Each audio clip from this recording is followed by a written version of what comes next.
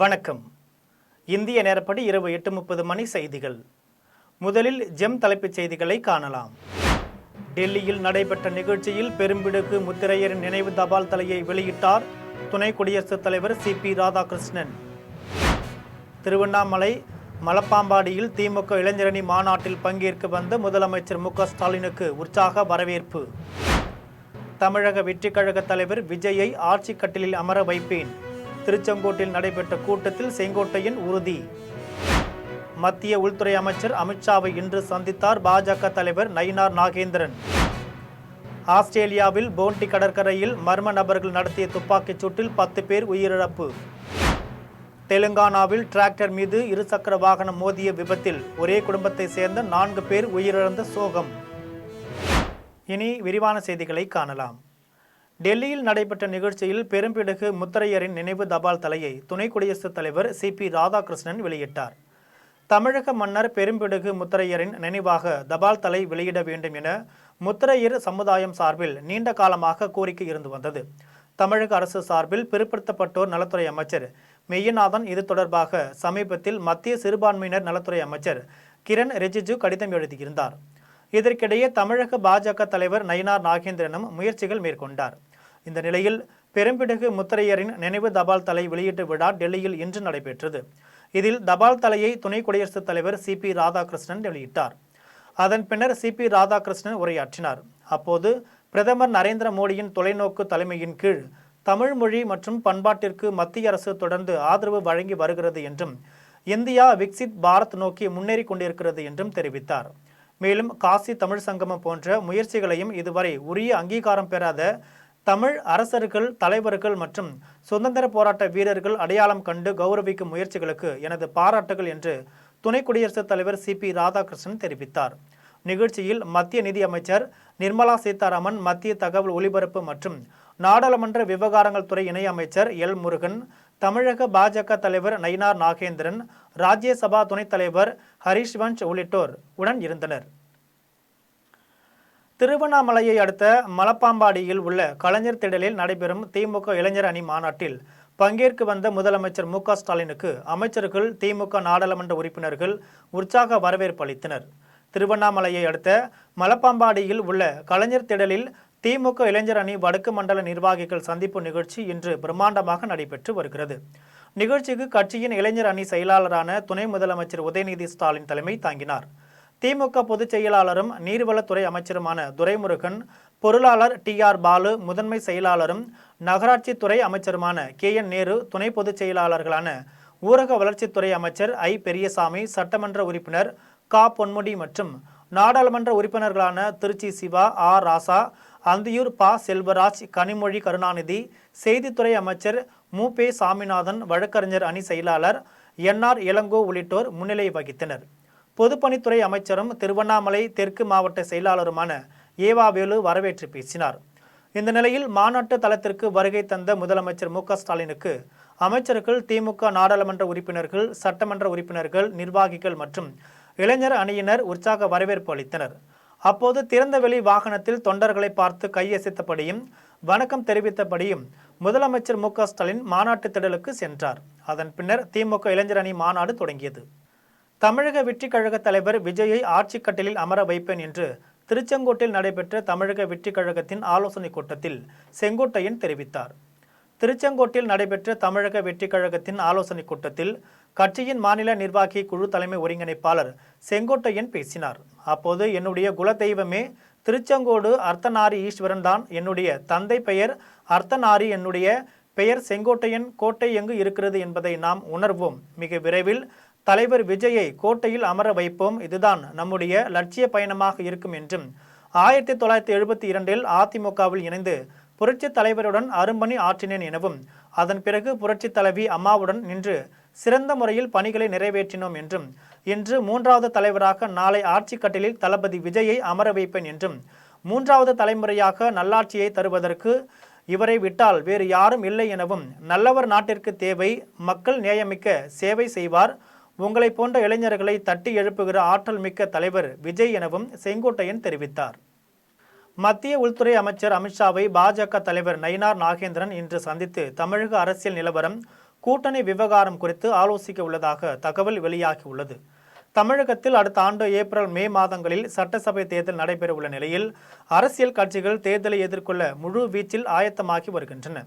அந்த வகையில் பாஜக தேர்தல் பணிகளில் தீவிரம் காட்டி வருகிறது. அந்த ஒரு பகுதியாக தமிழக பாஜக தலைவர் நயினார் நாகேந்திரன் நேற்று டெல்லி புறப்பட்டு சென்றார். அங்கு மத்திய நிதி அமைச்சர் நிர்மலா சீதாராமனை சந்தித்து பேசினார். இந்த சந்திப்பின் போது தமிழக பாஜக மேலிட பொறுப்பாளர் அரவிந்த் மேனன், கருப்பு முருகானந்தம் ஆகியோரும் உடன் இருந்தனர். தமிழக அரசியல் சூழல் குறித்தும் சட்டமன்ற தேர்தல் குறித்தும் நிதி அமைச்சர் நிர்மலா சீதாராமனுடன் நயினார் நாகேந்திரன் ஆலோசனை நடத்தினார். இந்த நிலையில் இன்று இரவு 9 மணி அளவில் மத்திய உள்துறை அமைச்சர் அமித்ஷாவை பாஜக தலைவர் நயினார் நாகேந்திரன் சந்தித்து பேச உள்ளார். அப்போது தமிழக அரசியல் நிலவரம், கூட்டணி விவகாரம் குறித்து அமித்ஷாவுடன் ஆலோசிக்க உள்ளதாக தகவல் வெளியாகியுள்ளது. மேலும் பாஜக தொகுதி விருப்ப பட்டியலும் அமித்ஷாவிடம் வழங்கப்பட்டுள்ளதாக கூறப்படுகிறது. மேலும் நயினார் நாகேந்திரனின் தொகுதி வாரியான பிரச்சார நிறைவு விழாவில் பிரதமர் நரேந்திர மோடி, அமித்ஷா உள்ளிட்டோர் பங்கேற்க திட்டமிடப்பட்டுள்ளது. இது தொடர்பாக அழைப்பும் விடுக்கப்படும் என்று தகவல் வெளியாகியுள்ளது.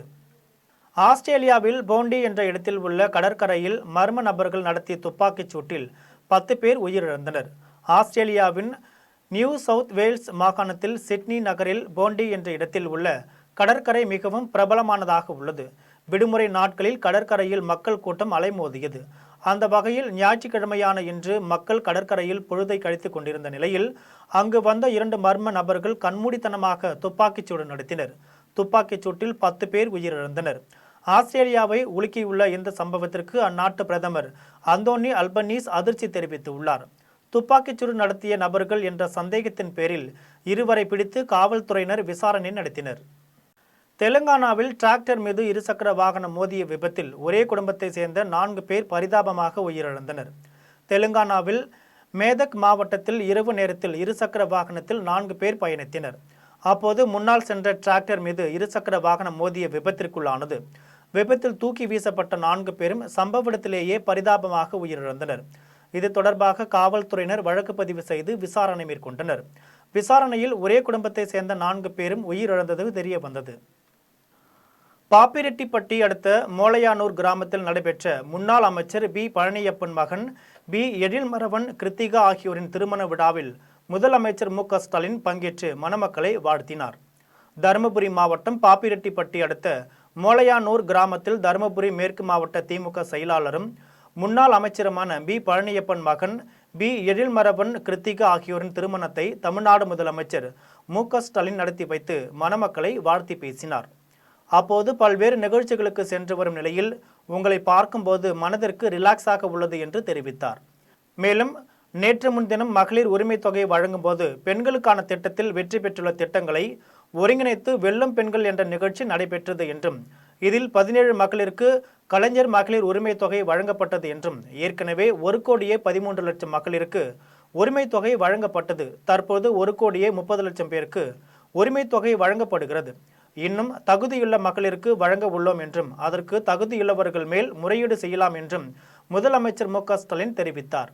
மேலும் மக்களிடம் நமது திட்டங்களையும் சாதனைகளையும் வீடு வீடாக சென்று எடுத்து சொல்லி வாக்குகளாக மாற்ற வேண்டும் எனவும் நமது திமுக வெற்றி பெற வேண்டும், 7வது முறையாக ஆட்சி அமைக்க வேண்டும் என்றும் முதலமைச்சர் மு க ஸ்டாலின் தெரிவித்தார்.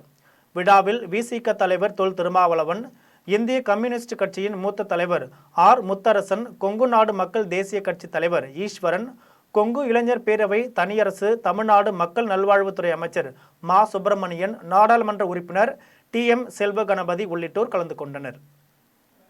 கேரள மாநிலத்தில் நடைபெற்று முடிந்த உள்ளாட்சி தேர்தலில் வெற்றி பெற்ற பாஜக வேட்பாளர்கள் திறந்த வேனில் பேரணியாக சென்று வாக்களித்த மக்களுக்கு நன்றி தெரிவித்தனர்.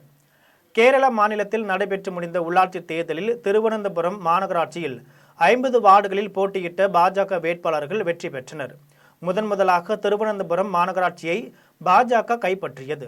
இதனையடுத்து தம்பானூர் பகுதியில் உள்ள பாஜக மாநில தலைமை அலுவலகமான KG மாரார் பவனில் பாஜக வேட்பாளர்கள் மற்றும் நிர்வாகிகள் பங்கேற்ற ஆலோசனை கூட்டம் நடைபெற்றது. அதன் பின்னர் கேரள மாநில தலைவர் ராஜீவ் சந்திரசேகர் தலைமையிலும் திருவனந்தபுரம் மாவட்ட பாஜக தலைவர் கரமணி ஜெயன் முன்னிலையிலும் வெற்றி பெற்ற மாநகராட்சி பாஜக வேட்பாளர்கள் கையில் தாமரை பூவை ஏந்தி கொண்டு திறந்த வாகனத்தில் சென்று பொதுமக்களை நேரில் சந்தித்து நன்றி தெரிவித்தனர். தம்பானூர் பகுதியிலிருந்து 50க்கும் மேற்பட்ட பாஜகவினர் கிள்ளிப்பாலம், கரமனை, பூஜப்புரை, வழத்தக்காடு பாளையம் வழியாக கிழக்கே கோட்டை வரை பேரணியாக சென்று பொதுமக்களிடம் நன்றி தெரிவித்தனர். வெற்றி பெற்று பேரணியாக சென்ற பாஜக வேட்பாளர்களை பொதுமக்கள் மலர் தூவி வரவேற்றனர். சி. கொத்தங்குடி ஊராட்சியில் பாகம் எண் 178 எண் வாக்குச்சாவடி வெற்றி வாக்குச்சாவடி பிரச்சார கூட்டத்தில் வேளாண்மை மற்றும் உழவர் நலத்துறை அமைச்சர் MRK பன்னீர்செல்வம் பங்கேற்று பொதுமக்களிடம் எவ்வாறு வாக்கு சேகரிக்க வேண்டும் என்பது குறித்து பாக முகவர்களுக்கு விளக்கம் அளித்தார். கடலூர் மாவட்டம் சிதம்பரம் சட்டமன்ற தொகுதிக்கு உட்பட்ட சி. கொத்தங்குடி ஊராட்சியில் பாகம் எண் 178 எண் வாக்குச்சாவடி வெற்றி வாக்குச்சாவடி என்ற பிரச்சார கூட்டம் நடைபெற்றது. கூட்டத்திற்கு பரங்கிப்பேட்டை மேற்கு ஒன்றிய கழக செயலாளர் டாக்டர் மனோகர் தலைமை தாங்கினார். கூட்டத்தில் சிறப்பு அழைப்பாளராக வேளாண்மை மற்றும் உழவர் நலத்துறை அமைச்சரும் கடலூர் கிழக்கு மாவட்ட செயலாளருமான MRK பன்னீர்செல்வம் கலந்து கொண்டு அனைத்து பாக முகவர்கள், பாக நிலைக்குழு முகவர்கள், பூத் டிஜிட்டல் ஏஜென்ட் உறுப்பினர்களிடம் பொதுமக்களிடம் எவ்வாறு வாக்கு சேகரிக்க வேண்டும் என்பதை தெளிவுபடுத்தி பேசினார். மேலும் சி. கொத்தங்குடி முத்தையா நகர் பகுதியில் ரூபாய் 60 லட்சம் மதிப்பீட்டில் தார் சாலை அமைக்கப்பட்டதையும், குடிநீர் வடிகால் திட்டத்தையும் 1 கோடி மதிப்பீட்டில் புதிய நூலகம் வழங்கியிருப்பதையும் பட்டியலிட்டு பேசினார். மேலும் 2ஆம் கட்டமாக தமிழக முதலமைச்சர் MK ஸ்டாலின் 17 லட்சம் மகளிருக்கு உதவித்தொகை வழங்கியதையும் எடுத்து கூறியதுடன் முத்தையா நகர், சி. கொத்தங்குடி பகுதிகளுக்கு மேலும் பல திட்டங்களை கொண்டு வருவதாக உறுதியளித்தார். கூட்டத்தில் திமுக நிர்வாகிகள் ஏராளமானோர் கலந்து கொண்டனர். தமிழக கேரள எல்லையில் ரூபாய் 38 கோடி மதிப்பீட்டில் கட்டப்பட்டு உள்ள புதிய மருத்துவமனை கட்டிடங்களில் போதிய வசதிகளுடன் போதிய மருத்துவர்களை பணியில் அமர்த்த கேரள முதலமைச்சர் நடவடிக்கை எடுக்க வேண்டும் என பொதுமக்கள் மற்றும் நோயாளிகள் கோரிக்கை விடுத்துள்ளனர். தமிழக கேரள எல்லை பகுதியான பாரசாலை பகுதியில் அரசு மருத்துவமனை செயல்பட்டு வருகிறது. இந்த மருத்துவமனையில் கேரளா மட்டுமின்றி தமிழக எல்லையோர பகுதிகளிலிருந்தும் நாள்தோறும் நூற்றுக்கணக்கான நோயாளிகள் சிகிச்சை பெற்று வருகின்றனர். இந்த நிலையில் கடந்த 2014ஆம் ஆண்டு தாலுகா மருத்துவமனையாக தரம் உயர்த்தப்படும் போதிய அடிப்படை வசதிகள் இல்லாமலும் போதிய மருத்துவர்கள் இல்லாமலும் செயல்பட்டு வந்தது. இதனிடையே கேரளா சுகாதாரத்துறை சார்பில் ரூபாய் 38 கோடி நிதி ஒதுக்கப்பட்டு கடந்த 2020ஆம் ஆண்டு அரசு மருத்துவமனையில் புதிய மருத்துவமனை கட்டிடங்கள் கட்டப்பட்டது. இதனையடுத்து 2025ஆம் ஆண்டு ஆகஸ்ட் மாதம் 29ஆம் தேதி சுகாதாரத்துறை அமைச்சர் வீணா ஜார்ஜ் முன்னிலையில் கேரள முதலமைச்சர் பினராயி விஜயன் திறந்து வைத்தார். இந்த நிலையில் புதிய மருத்துவமனை கட்டிடத்தில் போதிய படுக்கை வசதிகளும் இன்றி மருத்துவ உபகரணங்களும் இன்றியும் மருத்துவமனை செயல்படாமல் கடந்த 3 மாதங்களாக மூடியே கிடக்கும் அவல நிலை ஏற்பட்டுள்ளது. இதனால் நாள்தோறும் சிகிச்சைக்கு வரும் நோயாளிகள் மற்றும் முதியவர்கள் தற்காலிகமாக செயல்படும் புற நோயாளிகள் பிரிவை கண்டுபிடிப்பதில் மிகுந்த சிரமத்துள்ளாகின்றனர். இதேபோன்று உள்நோயாளிகள் போதிய படுக்கை வசதிகள் தரையிலேயே படுக்கும் அவல நிலைக்கு தள்ளப்பட்டுள்ளதும் ஜெம் தொலைக்காட்சியின் ஆய்வில் தெரிய வந்தது. இது குறித்து நோயாளியின் உறவினர் தங்கப்பன் செய்தியாளர்களை சந்தித்து பேசினார். அப்போது கேரளா முதலமைச்சர் பினராயி விஜயன் திறந்து வைத்த புதிய மருத்துவமனை கட்டிடம் செயல்பட நடவடிக்கை எடுக்க வேண்டும் என கோரிக்கை விடுத்தார். இது தொடர்பாக மேலும் அவர் தெரிவிக்கையில், ഇത് തുറന്ന് പ്രവർത്തിക്കാത്തത് കൊണ്ട് ജനങ്ങൾ വലിയതായിട്ട് ബുദ്ധിമുട്ടുകയാണ്. അസൗകര്യമാണ് ജനങ്ങൾക്ക് അധികമായിട്ട് ഇവിടെ നമുക്ക് അറിയുന്നത്. ഇത് പ്രവർത്തിക്കുന്നില്ല, ഉദ്ഘാടനം ചെയ്തിട്ടും പ്രവർത്തിക്കുന്നില്ല. ജനങ്ങൾ ബെഡില്ലാതെ തറയിൽ കിടക്കേണ്ട ഒരു ചുറ്റുപാടാണ് കാണുന്നത്. ഇത് ഓപ്പൺ ചെയ്ത് കഴിഞ്ഞാൽ ആ പ്രശ്നങ്ങൾ മാറുമായിരുന്നു.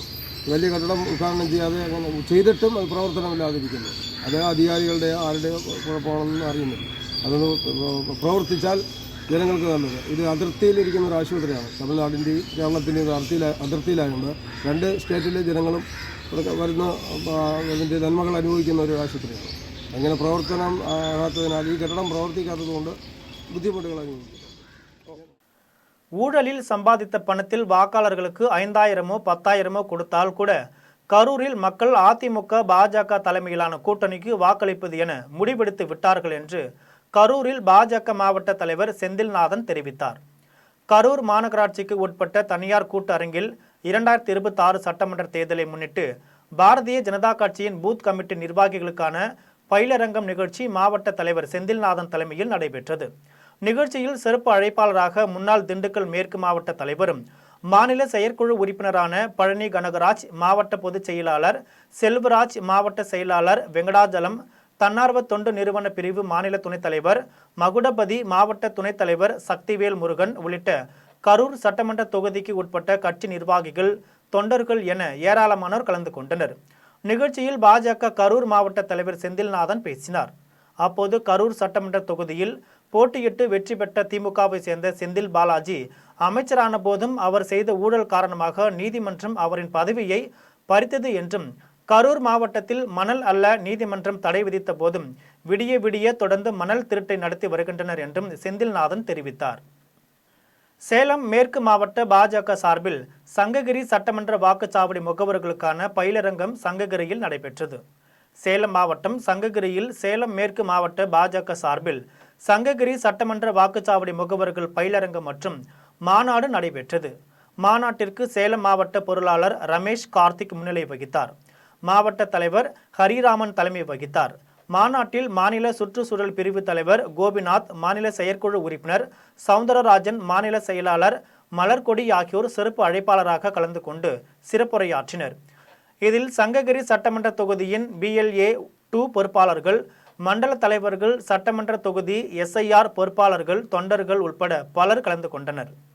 2026ஆம் ஆண்டு நடைபெறவுள்ள சட்டமன்ற தேர்தலில் போட்டியிட பாமக சார்பில் விருப்ப மனு பெறும் பணி பனையூரில் உள்ள பாமகவின் தலைமை அலுவலகத்தில் இன்று முதல் துவங்கியது. சென்னை ECR சாலையில் பனையூரில் உள்ள பாமகவின் தலைமை அலுவலகத்தில் 2026 சட்டமன்ற தேர்தலில் போட்டியிட விருப்ப மனு பெறும் பணி கட்சியின் பொதுச் செயலாளர் வடிவேல் ராவணன், பொருளாளர் திலகபாமா, வழக்கறிஞர் பாலு ஆகியோர் முன்னிலையில் நடைபெற்று வருகிறது. தமிழகம் முழுவதிலும் உள்ள பல்வேறு மாவட்டங்களிலிருந்து கட்சியின் முக்கிய நிர்வாகிகள், மாவட்ட செயலாளர்கள் மற்றும் கட்சி தொண்டர்கள் தங்களது விருப்ப மனுக்களை வழங்கி வருகின்றனர். இன்று முதல் பெறப்படும் விருப்ப மனுக்கள் அனைத்தும் சேகரிக்கப்பட்டு கட்சியின் தலைமை மூலம் தேர்தலில் போட்டியிட தகுதி வாய்ந்த வேட்பாளர்கள் இறுதி செய்யப்பட்டு பின்னர் அதிகாரப்பூர்வமாக அறிவிக்கப்படுவார்கள் என தெரிவிக்கப்பட்டுள்ளது. முன்னாள் முதலமைச்சர் காமராஜர் மீது அவதூறான கருத்துக்களை பரப்பி வரும் யூடியூபர் முக்தாரை கைது செய்ய வேண்டும் என வலியுறுத்தி கோபிச்செட்டிப்பாளையம் காவல் நிலையத்தில் காங்கிரஸ் கட்சியினர் புகார் மனு அளித்தனர். கடந்த சில தினங்களுக்கு முன்பு யூடியூபர் முக்தார் என்பவர் முன்னாள் முதலமைச்சர் காமராஜர் மீது அவதூறு கருத்துக்களை தெரிவித்திருந்தார். அவர் மீது நடவடிக்கை எடுக்க வேண்டும் என தமிழகம் முழுவதும் காவல் நிலையங்களில் நாடார் இயக்கத்தினர் புகார் மனு அளித்து வருகின்றனர். அதன் தொடர்ச்சியாக கோபிச்செட்டிப்பாளையம் வடக்கு மாவட்ட காங்கிரஸ் கட்சியின் சார்பில் யூடியூபர் முக்தாரை கைது செய்ய வேண்டும் என வலியுறுத்தி 100க்கும் மேற்பட்ட காங்கிரஸ் கட்சியினர் கோபி காவல் நிலையத்தில் புகார் மனு அளித்தனர். மனு அளிக்கும் நிகழ்ச்சியில் காங்கிரஸ் கட்சியின் கோபி வடக்கு மாவட்ட தலைவர் சரவணன், முன்னாள் நகர்மன்ற தலைவர் நல்லசாமி, செய்தி தொடர்பின் நகர தலைவர் மாரிமுத்து, நம்பியூர் வட்டார தலைவர் ஜவஹர் மற்றும் செய்தி தொடர்பாளர் கோதண்டன் உட்பட பலர் கலந்து கொண்டனர்.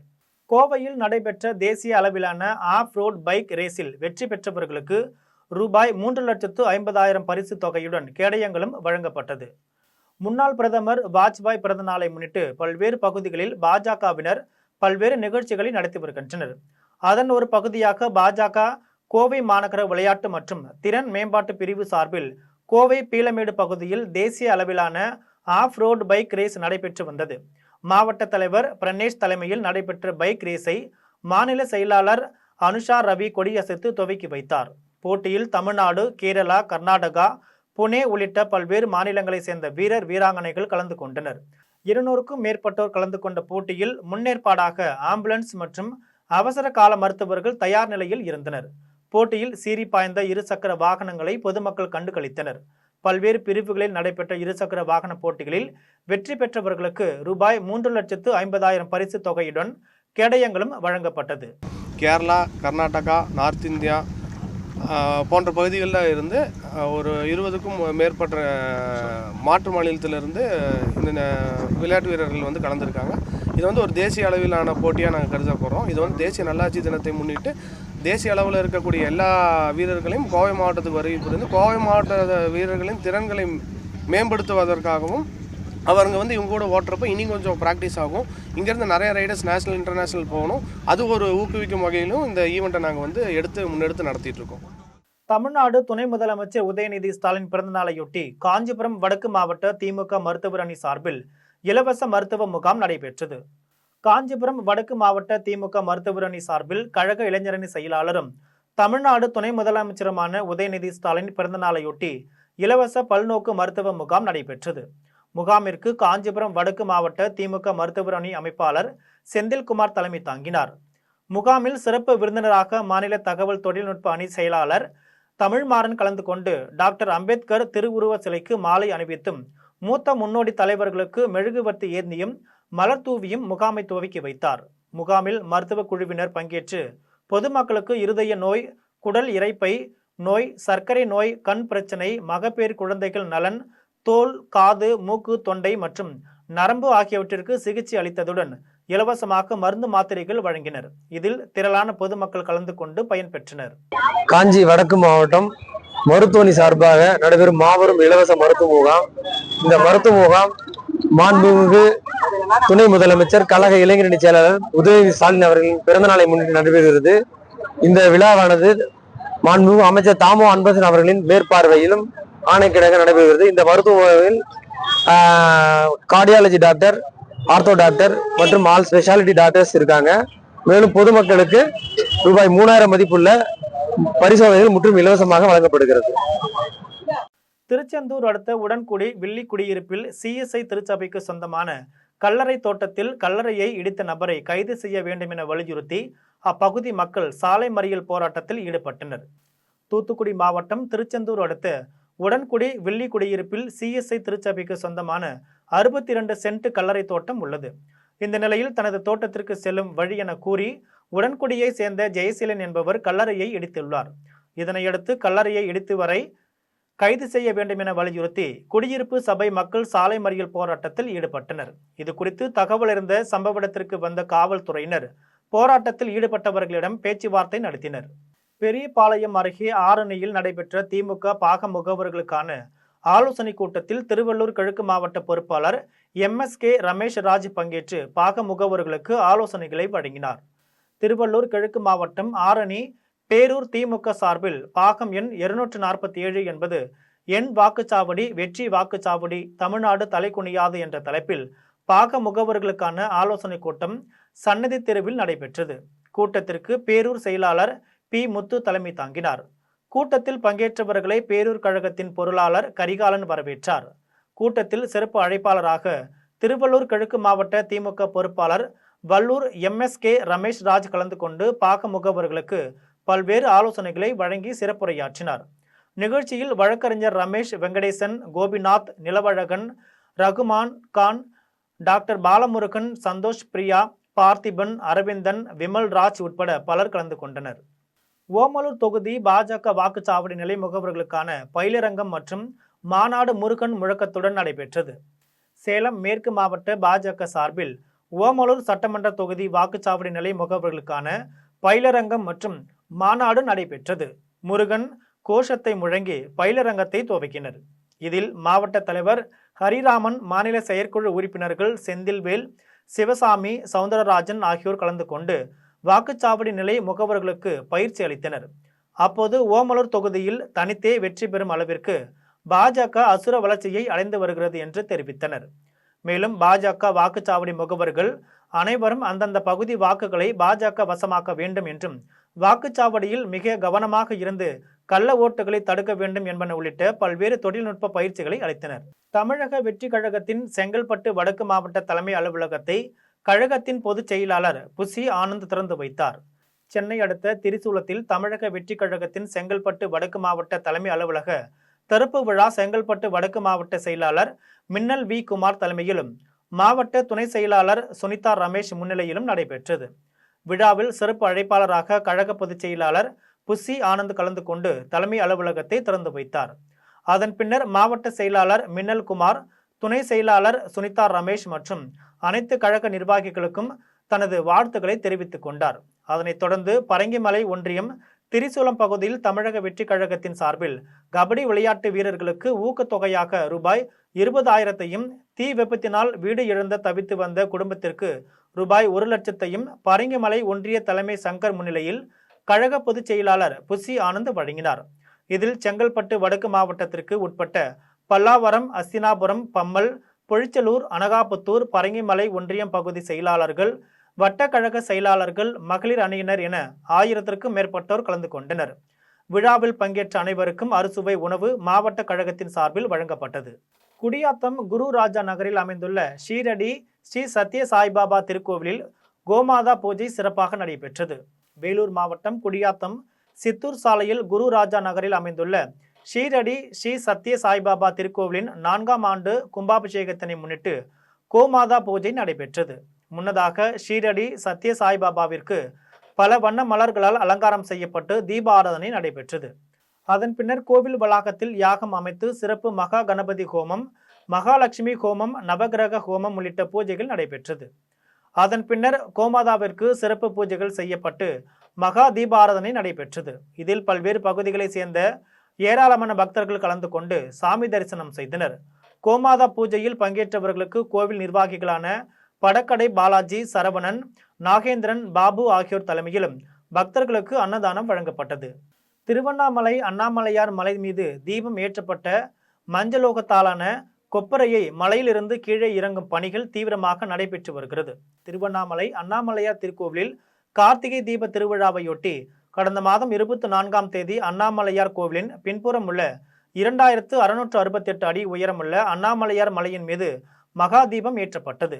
அதனைத் தொடர்ந்து 11 நாட்கள் தீப திருவிழா முடிந்த பிறகு 300 கிலோ எடையில் பஞ்சலோகத்தாலான கொப்பரையை மலை மீதிருந்து தோளில் சுமந்து கீழே இறங்கும் பணி நடைபெற்று வருகிறது.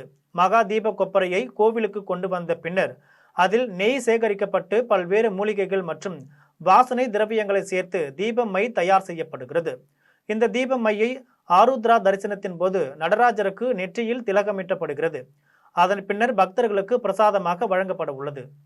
திருவெணைநல்லூரில் பிளாஸ்டிக் டப்பாவில் சிக்கிய மரநாயை தீயணைப்பு வீரர்கள் பிடித்து வனத்துறையினர் முன்னிலையில் வனப்பகுதியில் விட்டனர்.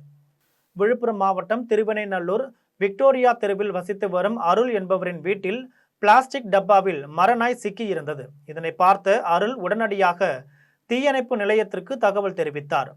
தகவலின் பேரில் சம்பவ இடத்திற்கு விரைந்து வந்த கோபாலகிருஷ்ணன் தலைமையிலான தீயணைப்பு வீரர்கள் மரநாயை உயிருடன் பிடித்து வனத்துறையினர் முன்னிலையில் வனப்பகுதியில் விட்டனர். குடியாத்தம் அருகே அமைந்துள்ள வல்லப்ப விநாயகர் திருக்கோவிலின் மகா கும்பாபிஷேக விழா வெகு விமர்சையாக நடைபெற்றது. வேலூர் மாவட்டம் குடியாத்தம் அடுத்த நெல்லூர்பேட்டை ஊராட்சிக்கு உட்பட்ட முல்லை நகரில் அமைந்துள்ள அருள்மிகு வல்ல விநாயகர் திருக்கோவிலின் மகா கும்பாபிஷேக விழா சிறப்பாக நடைபெற்றது. விழாவின் முன்னதாக கணபதி ஹோமம், கோ பூஜை, லட்சுமி பூஜை, நவகிரக பூஜை உள்ளிட்ட சிறப்பு பூஜைகள் நடைபெற்றது. அதன் பின்னர் யாகத்தில் பூஜிக்கப்பட்ட புனித நீர் கலசங்களை சிவாச்சாரியார்கள் மேலதாள வாத்தியங்கள் முழங்க வல்லப்ப விநாயகர், பாலமுருகர், ஐயப்பன், நவகிரக கோவில்களின் கோபுர கலசங்களுக்கு எடுத்து சென்று புனித நீரை ஊற்றி கும்பாபிஷேகத்தை சிறப்பாக நடத்தினர். விழாவில் திரளானோர் கலந்து கொண்டு வல்லப்ப விநாயகரை வழிபட்டனர். விழாவில் பங்கேற்ற 1000க்கும் மேற்பட்டோருக்கு கோவில் நிர்வாகியும் ஊராட்சி உறுப்பினருமான நாகராட்சி தலைமையில் நிர்வாகிகள் கலந்து கொண்டு பக்தர்களுக்கு 5 வகையான உணவு வழங்கினர். விழாவிற்கான ஏற்பாடுகளை விழா குழுவினர், இளைஞர்கள், ஊர் பொதுமக்கள் சிறப்பாக செய்திருந்தனர். மீண்டும் ஜெம் தலைப்புச் செய்திகள். டெல்லியில் நடைபெற்ற நிகழ்ச்சியில் பெரும்பிடுகு முத்திரையரின் நினைவு தபால் தலையை வெளியிட்டார் துணை குடியரசுத் தலைவர் CP ராதாகிருஷ்ணன். திருவண்ணாமலை மலப்பாம்பாடியில் திமுக இளைஞரணி மாநாட்டில் பங்கேற்க வந்த முதலமைச்சர் MK ஸ்டாலினுக்கு உற்சாக வரவேற்பு. தமிழக வெற்றிக் கழக தலைவர் விஜயை ஆட்சி கட்டிலில் அமர வைப்பேன். திருச்செங்கோட்டில் நடைபெற்ற கூட்டத்தில் செங்கோட்டையன் உறுதி. மத்திய உள்துறை அமைச்சர் அமித்ஷாவை இன்று சந்தித்தார் பாஜக தலைவர் நயினார் நாகேந்திரன். ஆஸ்திரேலியாவில் போண்டி கடற்கரையில் மர்ம நபர்கள் நடத்திய துப்பாக்கிச் சூட்டில் 10 பேர் உயிரிழப்பு. தெலுங்கானாவில் டிராக்டர் மீது இருசக்கர வாகனம் மோதிய விபத்தில் ஒரே குடும்பத்தை சேர்ந்த 4 பேர் உயிரிழந்த சோகம். இத்துடன் ஜெம் செய்திகள் நிறைவடைகின்றன. மீண்டும் ஜெம் செய்திகள் நள்ளிரவு 12 மணிக்கு. உடனுக்குடன் செய்திகளை காண GemLive.tv என்ற இணையதளத்தில் இணைந்திருங்கள். நன்றி, வணக்கம்.